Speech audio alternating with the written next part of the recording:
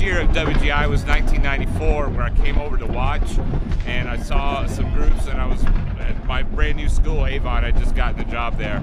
So I came to check it out to see if it was something that we could do, because I had done indoor drumline at Center Grove in the 80s, and I liked it. We did PAS, we did Glenbrook, stuff like that.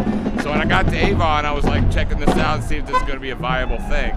Came over, was blown away, saw Lincoln Way with Mike Coors' group, and they were fantastic. And I was like, we can do this. So the next year, 1995, we came. We did we were in the A group, the small 18 and under. We did a show called Crazed Woman, and we were terrible. We had no tarp, but we ended up third in that class and made the finals in the first year. And then from there, it just grew from crazy. With 1996, we tied with Father Ryan for A, and just never looked back from there. Even in Bridgman, I was always the visual guy. I was always, hey, let's do this visual, let's do this crazy visual, let's put shark's teeth on our drums and stuff.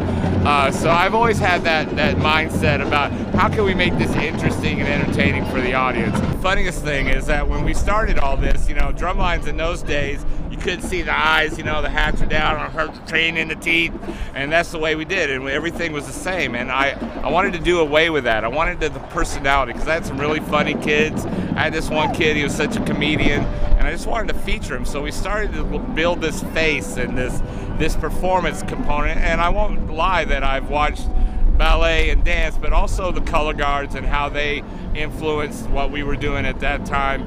But it was hard to get the kids to buy into that. They said, you want me to do what? Yeah, I want you to plie. I'm not doing that. And I said, no, kids, buy into this and we'll change everything. And you know, they really did, and I'm really proud of what we were doing in those years before it was really going. But it was a sell job, but now it's easy. They love it. They want to say, we need to do some body here, Mr. Webb. So I'm like, sure, let's get it in there. So it's great. Well, the thing that's the most different, there's two things that are most different about the activity now than about 10, 15 years ago. The level of play that the kids have at such a young age now. I mean, the stuff that kids play in 10th and 11th grade is way more than I played in Bridgman when we were aging out. And the ability to move.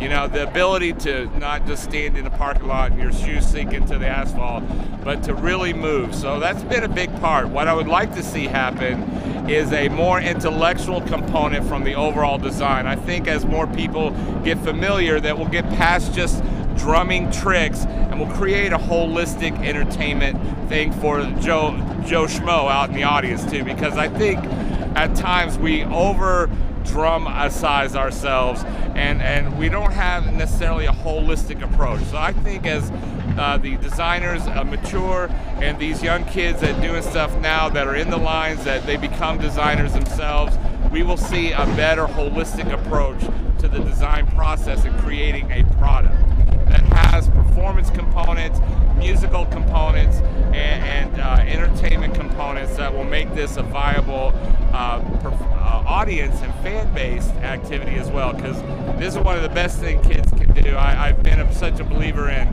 that this makes kids really accountable and grow up, and I wouldn't trade it for anything right now.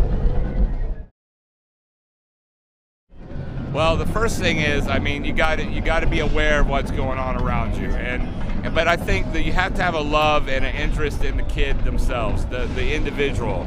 And what, you know, I've had so many success stories in different levels, not just my best snare or my best marimba player, but in the cymbal player, the bass drummer. You know, watching those kids grow and mature, I think that's what's made it rewarding for me as a teacher, and I think that's what keeps the burnout from happening. You have to have a certain amount of love for kids and people, and the process of making them grow up and be accountable. So that's a big thing. And also to enjoy what you do, to not try to copy what other people are doing, but to find your own voice. And I think when you find your own voice, you feel like you are a part of the whole thing, making it grow, making it get better. And I think that's really important also. So it's a difficult life, and it's demanding, you know, with facilities and rehearsal space and administrators and basketball teams and guards and the whole thing. But you just got to stick with it, don't be afraid to ask questions from guys that have been around, because these guys have been through the rigmarole and know what to do and have ideas. So don't be afraid to ask for help, because we're all here for you.